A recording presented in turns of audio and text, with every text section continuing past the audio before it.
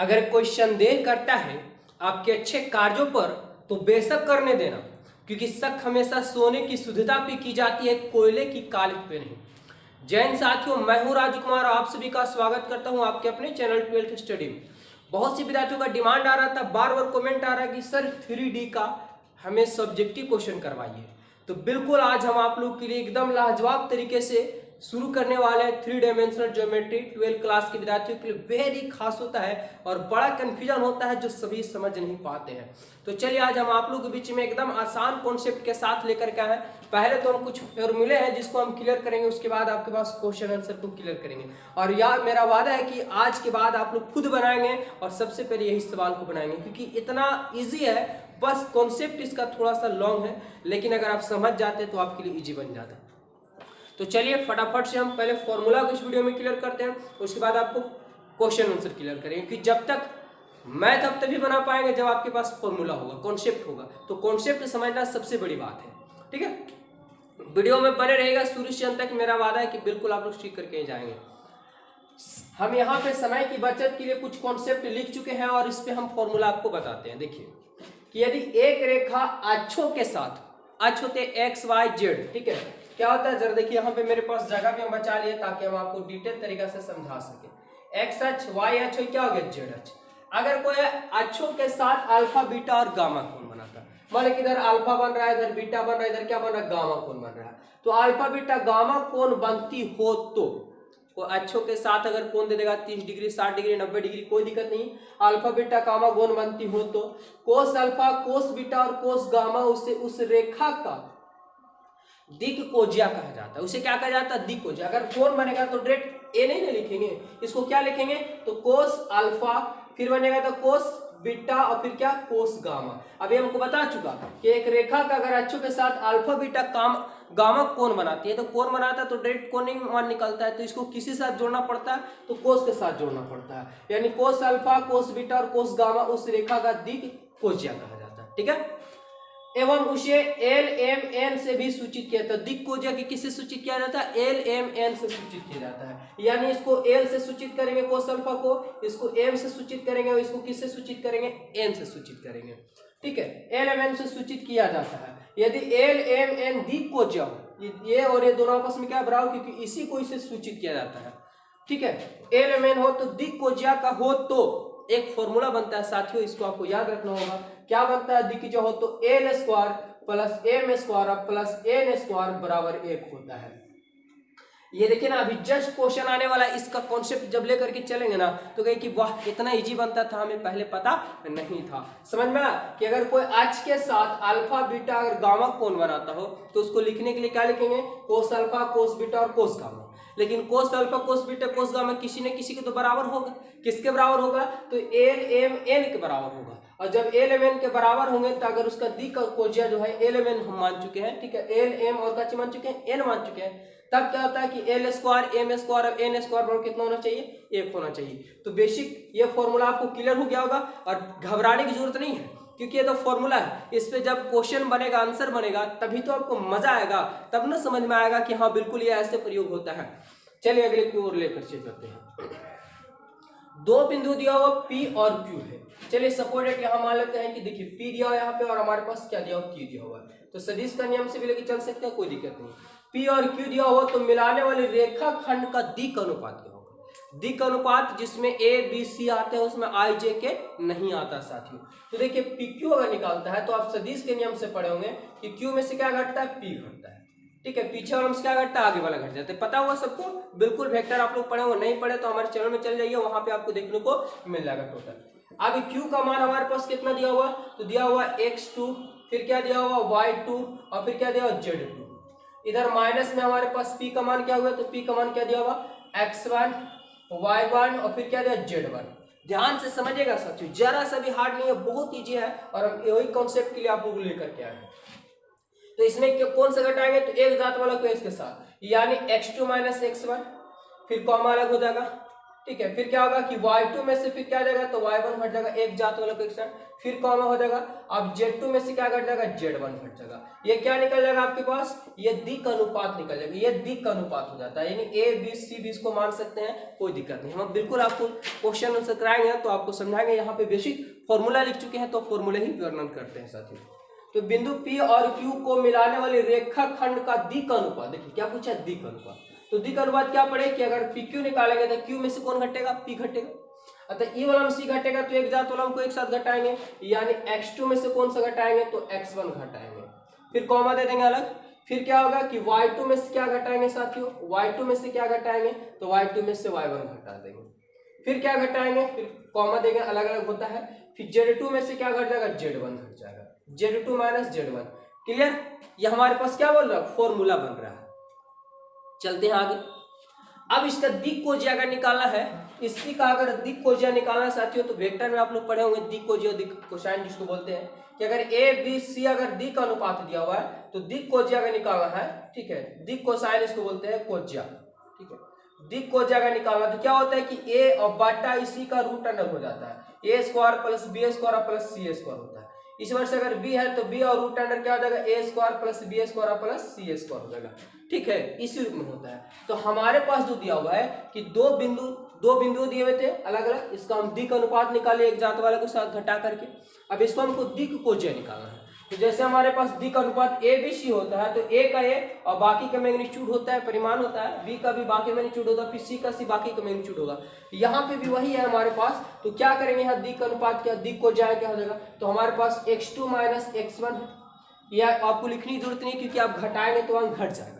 बाकी वेक्टर में क्या होता है, मैग्नीट्यूड, तो मैग्नीट्यूड होगा तो यहाँ P है और यहाँ क्या Q है, तो PQ हो जाएगा हमारे पास, लेकिन PQ का क्या निकल जाएगा, मैग्नीट्यूड, और मैग्नीट्यूड आपको पता है कि रूट में निकल जाता है, ठीक है, इस रूप से मैग्नीट्यूड निकलता है। क्लियर, फिर कॉमा देंगे, फिर हमारे पास क्या हो जाएगा, y2 माइनस y1 हो जाएगा, बट्टा में PQ हो जाएगा, ठीक है, PQ में फिर क्या होगा, तो z2 माइनस z1 हो जाएगा, बट्टा में क्या हो जाएगा, तो PQ का मैग्नीट्यूड हो जाएगा।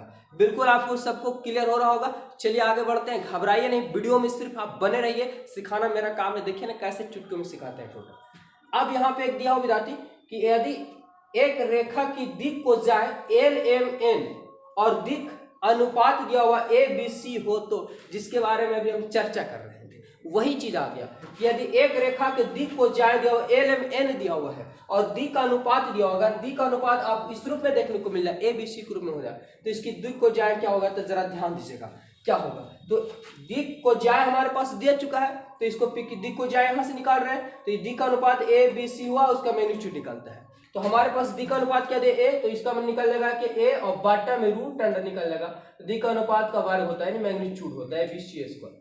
फिर m ले चुके हैं तो LMN दर्शाया जाएगा, तो अलग अलग करेंगे। फिर m के स्थान में क्या बीच वाला बैठाएंगे m, और फिर यहाँ पे भी हो जाएगा root under a square plus b square plus c square. अब क्या होगा साथियों कि लास्ट बचे n, तो n के जब क्या ले लेंगे c इधर बराबर में, और बट्टा में क्या वही हो जाएगा a square plus b square plus c square. तो ये भी फॉर्मूला बन गया कि अगर दिक् को जाए हमारे LMN दिया हुआ रहेगा और दिक् अनुपात दिया हुआ रहेगा, तो हमारे पास आराम से निकाल सकते हैं दिक् को जाए, ठीक है, इस रूप से निकलता है। अब आगे चलते हैं, एक लास्ट फॉर्मूला बचा हुआ, अभी और फॉर्मूले हैं क्योंकि इस वीडियो में यानी आपका ज्यादा लंबा बोर्ड नहीं और डिजिटल बोर्ड नहीं विद्यार्थी, तो हमें मजबूरन है कि थोड़ा थोड़ा क्वेश्चन आपको ऑब्जेक्टिव सब्जेक्टिव जो भी रहेगा इसी पे हम क्लियर करेंगे आप लोग को, और बेसिक इसको मिटा करके फिर से हम फॉर्मूला जो बाकी बचे उसको क्लियर करेंगे। पहले इतना को क्लियर करते हैं। यदि दो रेखाओं का दिक् अनुपात ABC और A2B2C2 दो रेखा, दोनों का दिक् अनुपात निकाल के दिया हो रहेगा, ठीक है, तो उनके बीच का कोण न्यूनतम कोण थीटा हो तो कोस थीटा बराबर क्या होगा, ठीक है। तो इसके लिए फॉर्मूला होता है साथियों, थोड़ा सा हम इसको नीचा करते हैं, जरा देखिए कि अगर कोस थीटा बराबर, जब दो रेखा है, दो रेखा उनका दिक् अनुपात निकला हुआ रहेगा और उनके बीच का कोण थीटा हो तो कोस थीटा फॉर्मूला होता है साथियों क्या कि A1 इंटू A2, A1 को A2 से गुना कर देंगे, प्लस के चिन्ह B1 से B2 गुना कर देंगे, B1 इंटू B2 और प्लस C1 को C2 से कर देंगे, C1 इंटू क्या हो गया C2। अब बट्टा में जो है दिक् अनुपात रहेगा ना, तो आपके पास क्या मैग्नीट्यूड जैसे ये वाला निकलेगा, तो क्या होगा A1 का स्क्वायर प्लस B1 का स्क्वायर प्लस C1 का स्क्वायर, फिर रूट अंडर होगा, फिर यहाँ से अगर हमारे पास क्या कि A2 का स्क्वायर और भी गुना में ही रहेगा और प्लस B2 का स्क्वायर और प्लस में हो जाएगा C2 का स्क्वायर। और दोनों का मैग्नीट्यूड मतलब माइनस में मान नहीं आएगा, जब आएगा तो किस में आएगा, प्लस में आएगा। तो ये लगभग बेसिक कुछ फॉर्मूले थे, बाकी इसको हम मिटाते हैं। पहले स्क्रीनशॉट आप लोग मान लीजिए, इसको नोट कर लीजिए, क्योंकि इसको जाने में तभी आपको 3D एकदम आसानी से चुटकी में क्लियर करेंगे जाके।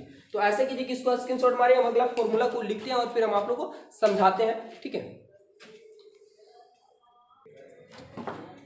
चलिए फ्रेंड, तो हम ले लिए हैं फिर से जितने भी फॉर्मूले 3 डायमेंशनल यानी त्रिज्यमितीय से बनते हैं, टोटल फॉर्मूला को आज हम क्लियर कर देते हैं, ठीक है। इसके बाद आपको 3 डायमेंशनल का जरा सा भी झंझट नहीं बचेगा, क्योंकि टोटल फॉर्मूला को हम लेकर के आए और आप लोग को डिटेल तरीके से समझा रहे हैं। और क्वेश्चन आंसर तो आप लोग खुद चुटकी में बनाइएगा, बस कॉन्सेप्ट को समझ लीजिए। देखिए दिया हुआ है कि एक दिए हुए बिंदु जिसका स्थिति सदिश ए, एक दिया हुआ रहेगा बिंदु जिसका स्थिति सदिश रहेगा ए, ठीक है, से गुजरने वाली और सदिश बी के समानांतर एक रेखा है जिसको बी के क्या समानांतर अगर गुजरेगी, रेखा का समीकरण। तो ध्यान दीजिएगा, रेखा का समीकरण आपसे बार बार एग्जाम में पूछा जाता है, ठीक है। आप लोग कॉपी उलट के देखिए, क्वेश्चन में उलट के देखिए, बहुत मिलने वाला है। तो रेखा का समीकरण आर बराबर होता है ए प्लस लेमडा बी बन जाता है। तो ए आपका स्थिति सदिश हो गया, बी जो लंब होता है वो ले लिया जाता है, और आर बराबर क्या होता है, आर बराबर ए प्लस लेमडा बी। ये क्या होता है, किसका फॉर्मूला होता है, तो रेखा का सदिश समीकरण बराबर फॉर्मूला होता है, ठीक है, ए प्लस लेमडा बी। चलिए अगला फॉर्मूला, यदि बिंदु जो है, बिंदु x1 y1 और z1 से गुजरने वाली रेखा जिसकी दिक को ज्या दिया और दिक को ज्या हमेशा कहाँ रहेगा, बट्टा में आ जाता है, ठीक है। दिक अनुपात ऊपर आता है, लेकिन दिक को ज्या कहाँ चलाता है, नीचे में चलाता है। एलिमेंट जब भी लिखाएगा तो नीचे लिखाएगा। तो दिया हुआ कि बिंदु x1 y1 z1 से जाने वाली रेखा जिसकी दिक को ज्या l m n है, तो इसका समीकरण क्या होगा। तो देखिए विद्यार्थी, इसका समीकरण होता है, कार्तीय समीकरण से बोला जाता है। इसका समीकरण होता है x माइनस x1 बटा l, ठीक है। फिर क्या होगा, बराबर में y माइनस y1, ठीक है, बाटा में क्या आता है, l के बाद क्या आएगा m। फिर अब क्या, तो z माइनस z1, क्योंकि एक बिंदु से गुजर रहा था x1 y1 z1, तो x में से x1 घटा दिया, y में से y1 घटा दिया, z में से z1 घटा दिया। दिक अनुपात हमारा दिया हुआ था, दिक को ज्या l m n, तो दिक को ज्या जब भी होगा तो नीचे होगा, तो l m और क्या हो गया n। इस रूप में आपका बन गया ये फॉर्मूला। क्या कि जब बिंदु से गुजरता है, ठीक है, कोई बिंदु से गुजरेगा और उसका आपके पास दिक को ज्या दिया हुआ रहेगा, तब हमारे पास समीकरण होगा x माइनस x1 बटे y माइनस y बटे m और z माइनस z1। इसको क्या बोलते हैं, कार्तीय समीकरण। कार्तीय समीकरण जब एक बिंदु से गुजरता है तब, अगर दिक को ज्या दिया हुआ है तब। चलिए आगे देखते हैं। घबराइए नहीं, वीडियो में सिर्फ बने रहिए विद्यार्थी, क्योंकि जब तक ये नहीं जानेंगे 3D आप नहीं जान पाएंगे, है ना। अब दिया हुआ कि दो बिंदु हमारे पास आ गया कि x1 y1 z1 और x2 y2 जिससे जाने वाली रेखा का कार्तीय समीकरण, ये भी कार्तीय समीकरण, ये भी कार्तीय समीकरण। ये एक बिंदु से गुजर रहा है, इसका दिक को ज्या दिया हुआ, लेकिन ये हमारे पास दो बिंदु से गुजर, इसमें दिक को ज्या दिया हुआ नहीं है विद्यार्थी। तब क्या बनेगा, तो फॉर्मूला वही बनेगा, x माइनस x1 पढ़े थे कि x में से x1 को क्या करते, घटा देंगे। बाटा में तो यहाँ l लिखे थे, लेकिन यहाँ l होगा नहीं। यहाँ पे क्या होगा कि दूसरे बिंदु में से पहले बिंदु को घटा देंगे, यानी दूसरा क्या हमारे पास है कि x2 में से x1 को घटा देंगे, ठीक है, बराबर का चीज। अब क्या होगा, तो x y z तो होगा हमारे पास, तो ये y होगा, इसमें y में से क्या घटा देंगे, y1। नीचे में क्या लिखेंगे, तो y2 में से y1 को घटा देंगे, ठीक है। फिर क्या होगा कि z में से z1 को घटा देंगे और नीचे हमारे पास आएगा z2 माइनस z1 आएगा। ये हमारे पास कार्तीय समीकरण हो जाता है कब, जब दो बिंदु से गुजरते हैं। जब दो बिंदु से गुजरता है तब कार्तीय समीकरण पूछ दिया जाता है, तब ये बनता है। क्लियर।